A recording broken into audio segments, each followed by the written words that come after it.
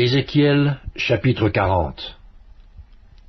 La 25e année de notre captivité, au commencement de l'année, le 10e jour du mois, 14 ans après la ruine de la ville, en ce même jour, la main de l'Éternel fut sur moi, et il me transporta dans le pays d'Israël.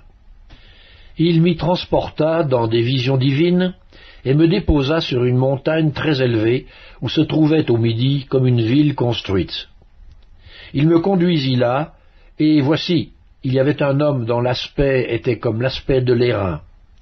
Il avait dans la main un cordeau de lin et une canne pour mesurer, et il se tenait à la porte.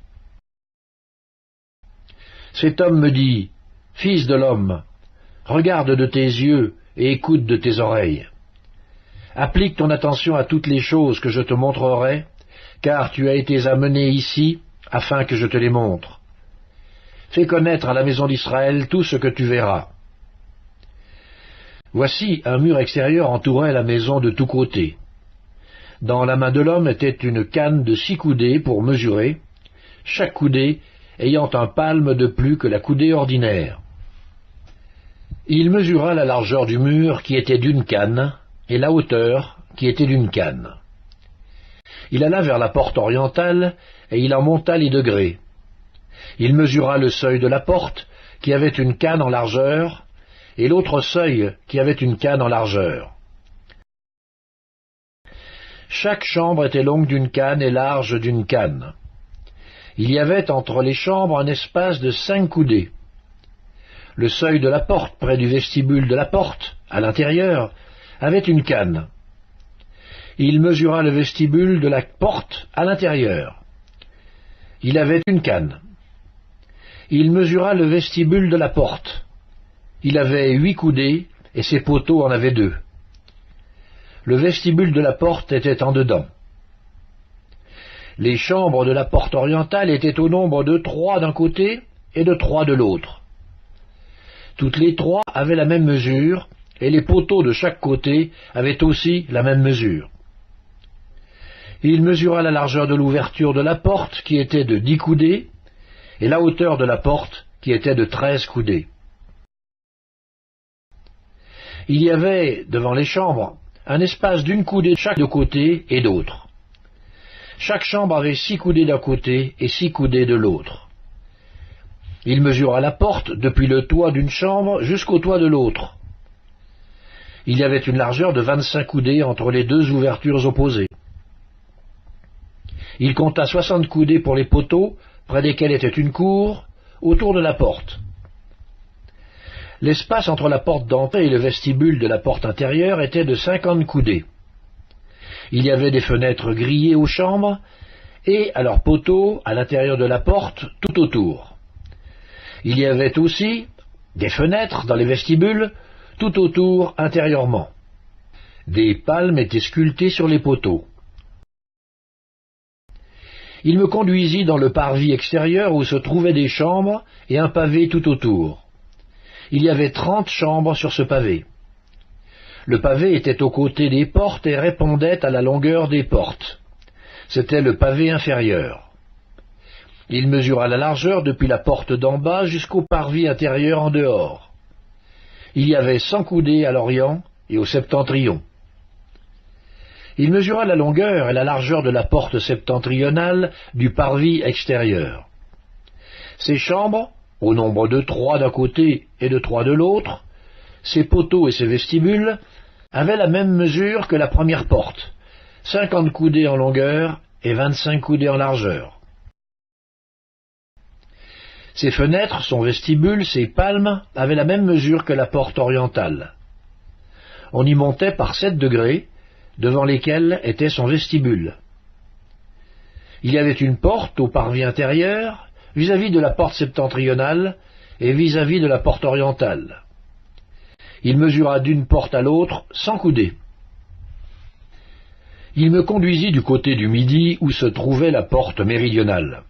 Il en mesura les poteaux et les vestibules qui avaient la même mesure.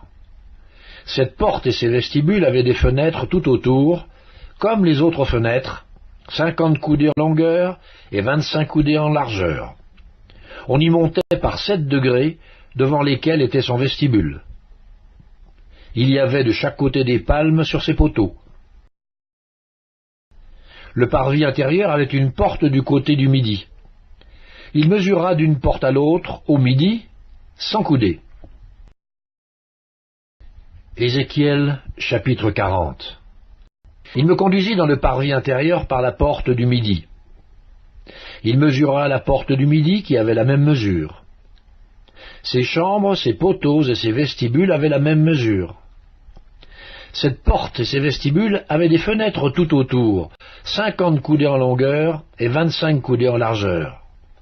Il y avait tout autour des vestibules de 25 coudées de longueur et de 5 de largeur. Les vestibules de la porte aboutissaient au parvis extérieur. Il y avait des palmes sur ses poteaux et 8 degrés pour y monter. Il me conduisit dans le parvis intérieur par l'entrée orientale. Il mesura la porte qui avait la même mesure. Ses chambres, ses poteaux et ses vestibules avaient la même mesure. Cette porte et ses vestibules avaient des fenêtres tout autour, 50 coudées en longueur et 25 coudées en largeur. Ces vestibules aboutissaient au parvis extérieur. Il y avait de chaque côté des palmes sur ses poteaux, et 8 degrés pour y monter. Il me conduisit vers la porte septentrionale. Il la mesura, et trouva la même mesure, ainsi qu'à ses chambres, à ses poteaux et à ses vestibules. Elle avait des fenêtres tout autour, 50 coudées en longueur et 25 coudées en largeur. Ces vestibules aboutissaient au parvis extérieur. Il y avait de chaque côté des palmes sur ses poteaux et 8 degrés pour y monter. Il y avait une chambre qui s'ouvrait vers les poteaux des portes et où l'on devait laver les holocaustes. Dans le vestibule de la porte se trouvaient de chaque côté 2 tables, sur lesquelles on devait égorger l'holocauste, le sacrifice d'expiation et le sacrifice de culpabilité. À chacun des côtés extérieurs, par là où l'on montait, à l'entrée de la porte septentrionale, il y avait 2 tables. Et à l'autre côté, vers le vestibule de la porte, il y avait 2 tables. Il se trouvait ainsi, aux côtés de la porte, 4 tables d'une part et 4 tables de l'autre, en tout 8 tables sur lesquelles on devait égorger les victimes.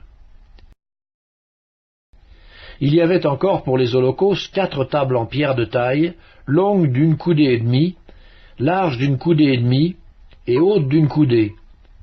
On devait mettre sur ces tables les instruments avec lesquels on égorgeait les victimes pour les holocaustes et pour les autres sacrifices.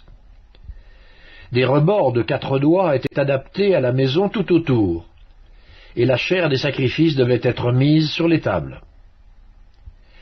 En dehors de la porte intérieure, il y avait des chambres pour les chantres, dans le parvis intérieur. L'une était à côté de la porte septentrionale et avait la face au midi. L'autre était à côté de la porte orientale et avait la face au septentrion.